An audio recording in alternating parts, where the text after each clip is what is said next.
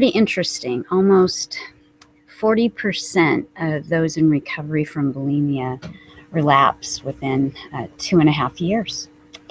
And another study in 2005 in the European Eating Disorders Review indicated that relapse is likely to occur, at least on some level, for almost half of all the folks who obtain treatment for eating disorders.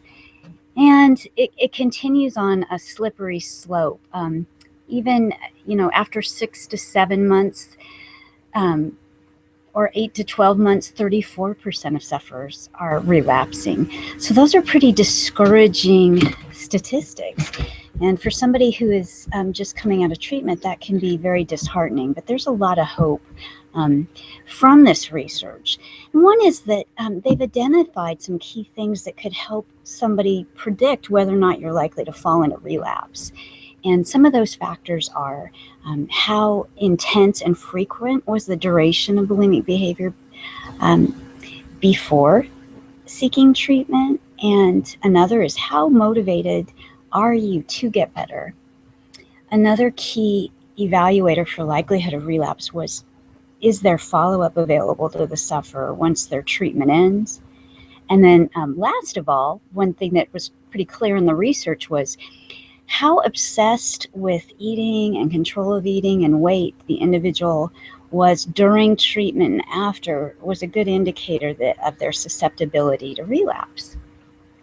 So taking that information, we can probably conclude some things that would make sense to either prevent relapse in bulimia recovery, or if you do relapse, to find the strength to get back on that saddle and try again. And I have 10 key tips that I was able to come up with that I'd like to share with you. One is have compassion for yourself. Depending on how ingrained the behavior was before, it could take a long time to develop those new coping skills to replace the old destructive but familiar binge eating and purging behaviors. So don't give up. Also, you need to have realistic expectations. The stats are discouraging. Don't let them set you up for failure, but be realistic. And if you do fail, slip, or start down a slippery path that direction, just remind yourself that this is a long haul effort and that it's going to take time and that you can do this.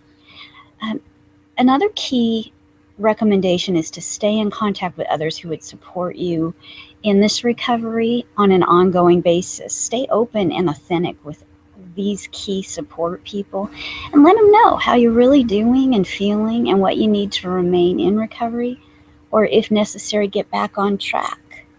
Don't be afraid to ask for help. You can also read motivational and encouraging stories of others that have walked this path and are in recovery. You can pray and seek support from God.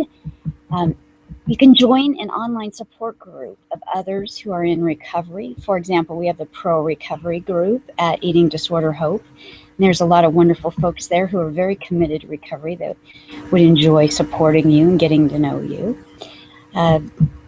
It's very wise to stay in touch with the nutritionist and therapist minimally that you saw in treatment or in your outpatient care, and maintain checkup appointments with them just to stay on top of your recovery plan. You want to continually expose yourself to articles, people, blogs, movies that offer a more accepting and appreciative perspective of the human body, not based on weight and thinness, but more just the beauty and functionality of the body. And be strong. Know that you're a warrior in recovery and that you'll start over as many times as is necessary to beat this thing and to have that life of health and well-being that you really deserve. And then probably the most important and last tip is continue to monitor your self-talk. Probably part of what led to developing in bulimia was that you may have bought into some false messages you were giving yourself. You need to continually monitor your thoughts and correct any that are leading you in the wrong direction. And always remind yourself of how beautiful, strong, capable, and blessed you are. and that recovery is possible for you. Thanks.